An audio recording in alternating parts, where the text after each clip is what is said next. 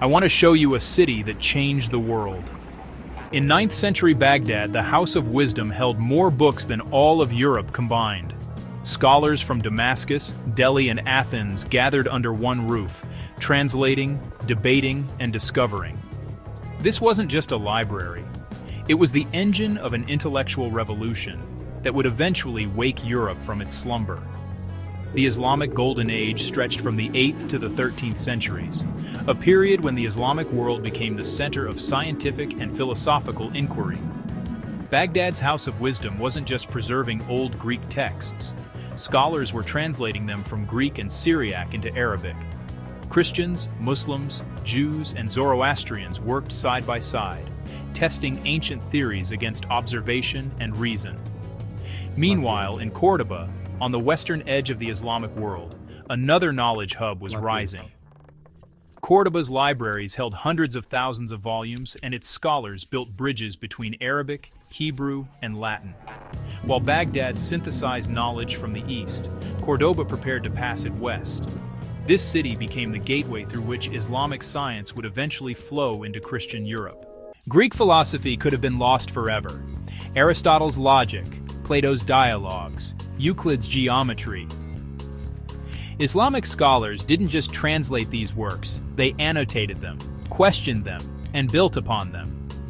Philosophers like Avicenna and Averroes wrote commentaries that challenged and expanded Greek thought. Their motto was clear: preserve, test, expand. Nothing was accepted on authority alone. In mathematics, a scholar named Al-Khwarizmi gave us two words we still use today: algebra and algorithm. He introduced the Hindu-Arabic numeral system to the Islamic world. Suddenly, calculations that took hours with Roman numerals could be done in minutes. Numbers became tools, not obstacles. Astronomy thrived because Islamic scholars needed to know precise prayer times and the direction of Mecca from anywhere on Earth. Observatories in Baghdad, Damascus, and Samarkand mapped the heavens with unprecedented accuracy. They cataloged thousands of stars, improved the astrolabe, and calculated the Earth's circumference to within a few hundred miles. These weren't just academic exercises. Navigators, farmers, and city planners all depended on this knowledge. Medicine transformed from superstition into science. Teaching hospitals appeared in Baghdad and Cairo, where doctors learned by treating real patients under supervision. Avicenna's Canon of Medicine became the standard medical textbook for 600 years, used from Cordoba to Beijing. It emphasized clinical observation, experimentation, and careful record-keeping. Pharmacy, surgery, ophthalmology, each became a specialized discipline with rigorous training. Translation centers in Toledo, Sicily, and southern Italy became the bridges. Christian scholars traveled to these cities to learn Arabic and translate scientific texts into Latin. Gerard of Cremona alone translated over 80 works, including Al-Khwarizmi's algebra and Avicenna's medical encyclopedia.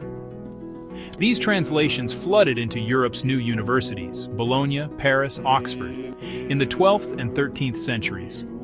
This wasn't a one-way street. Islamic scholars had preserved and expanded Greek knowledge, added Indian mathematics and Persian astronomy. The Renaissance didn't emerge from nowhere, it grew from seeds planted during the Islamic Golden Age. When Copernicus revolutionized astronomy, when Vesalius transformed anatomy, they were standing on foundations built in Baghdad and Cordoba. Knowledge doesn't belong to one culture or one era. Knowledge travels, transforms, and grows when we share it across borders. The Islamic Golden Age teaches us that progress happens when curiosity crosses borders and when we're willing to learn from anyone, anywhere. Those scholars didn't just preserve the past, they questioned it, improved it, and shared it. Now it's our turn. What will we build together next?